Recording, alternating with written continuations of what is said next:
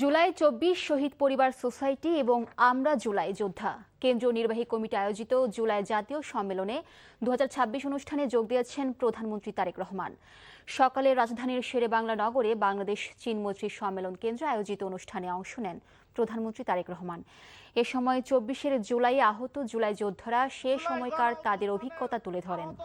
জুলাই যোদ্ধারা জুলাইয়ের গণহত্যার পূর্ণাঙ্গ বিচার আশা করেন প্রধানমন্ত্রী তারেক রহমানের কাছে। অনুষ্ঠানে জুলাইয়ের গণহত্যায় নিহতদের পরিবারের সদস্যরা অংশ নেন।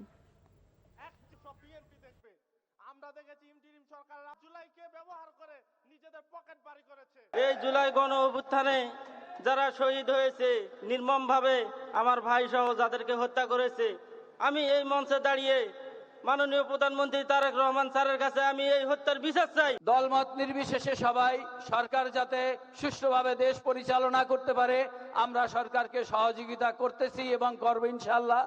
রাজধানীর চীন মৈত্রী সম্মেলন কেন্দ্রে জুলাই জাতীয় সম্মেলনে প্রধান অতিথির বক্তব্য দিচ্ছেন প্রধানমন্ত্রী তারেক রহমান। সরাসরি চলে যাচ্ছি সেখানে। সংসদের জাতীয় সংসদের চিফ হুইপ নুরুল ইসলাম মনি ভাই এবং প্রধানিত্ব করছেন গণমানুষের নেতা বাংলাদেশের এই মুহূর্তে আমি যেখানটা দাঁড়িয়ে আছি, আপনি জানেন যে চীন মৈত্রী সম্মেলন কেন্দ্রে সকাল 10টার কিছুক্ষণ পরপরই শুরু হয়েছে জুলাই যোদ্ধা যারা রয়েছেন এবং শহীদ পরিবারের সদস্যদের নিয়ে এই সম্মেলন।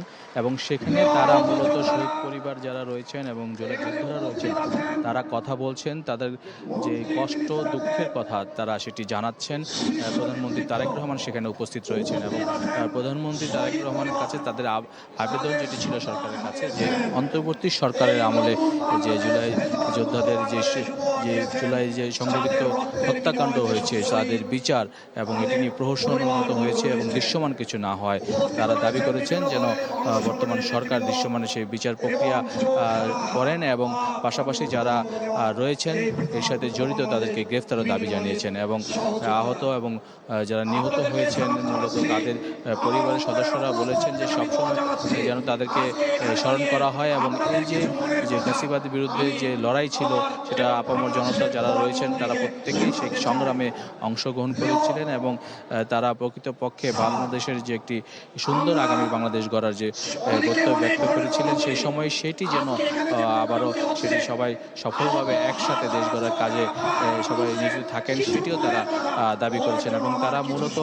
এখানে এসে তাদের যে কষ্টের এবং সেই সময় যে তাদের যে উপর যে নির্যাতন চালানো হয়েছে, বিশেষ করে বিগত সময়ে 17 বছরে যে বিএনপি নেতৃত্ব যেভাবে এই নিপীড়নের শিকার হয়েছেন সেটিও তারা এখানে স্মরণ করেছেন। আহত যারা জুলাই যোদ্ধা রয়েছেন তারা এখনো চলছে, এখন প্রধানমন্ত্রী রয়েছেন সেখানে উপস্থিত। আমরা হয়তো তিনি বক্তব্য রাখবেন কিছুক্ষণ পর, আমরা তখন আবার সরাসরি দর্শকদের সেখানে নিয়ে যাব।